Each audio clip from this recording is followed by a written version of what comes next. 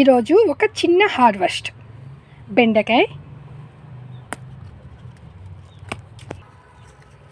బెండకాయలు, బ్రింజల్, టమాటా,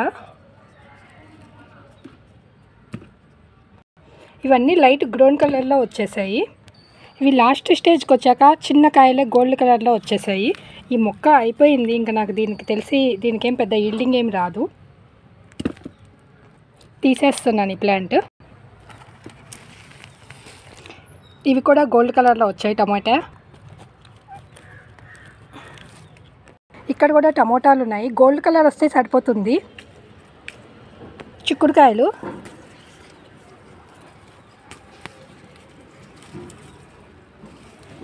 కాకరకాయ, ఇక్కడ చిక్కుడుకాయలు ప్లస్ కాకరకాయలు,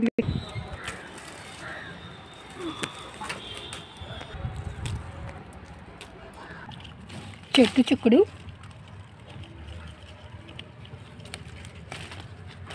ఇక్కడ చిన్న కాకరకాయ, ఇక్కడ పచ్చిమిరపకాయ రెడ్ కలర్లో వచ్చాయి. ఈ స్టేజ్ దాకా ఉంచకూడదు, కొంచెం ఎర్లీగానే హార్వెస్ట్ చేయాలి.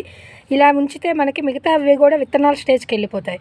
ఇవి హార్వెస్ట్ అవుతాయా లేదా అని మనకి ఎలా తెలుస్తుంది అంటే, ఇవి పట్టుకుంటే గట్టిగా ఉన్నాయంటే విత్తనాలు కట్టాయి.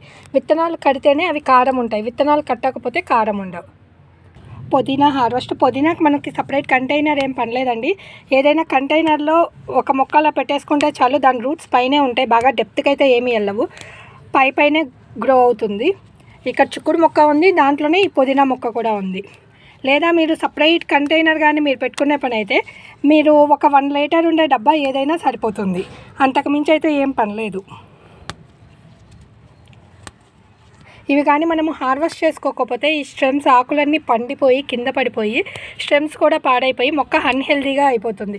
మీకు అవసరం ఉంటే హార్వెస్ట్ చేసుకోండి, లేదంటే మీరు వీటిని ఫెర్టిలైజర్స్గా ఎవరికైనా ఇవ్వాలనుకుంటే ఇచ్చుకోవచ్చు. ఫెర్టిలైజర్గా అయినా చేసుకొని మన మొక్కలకి ఇచ్చుకోవచ్చు. ఈ ఆకుల్లో కొంచెం బెల్లము అది మిక్స్ చేసేసేసుకొని ఫెర్మెంట్ చేసి ఆ వాటర్ని మన మొక్కలకి స్ప్రేగా ఇస్తే ఏమైనా పెస్టిసైడ్స్ ఉంటే పోతాయి. ఈ మేటిలో ఉండే ఘాటుకి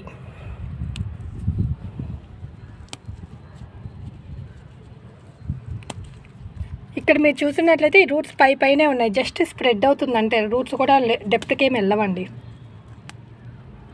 నాకు ఇది చాలు.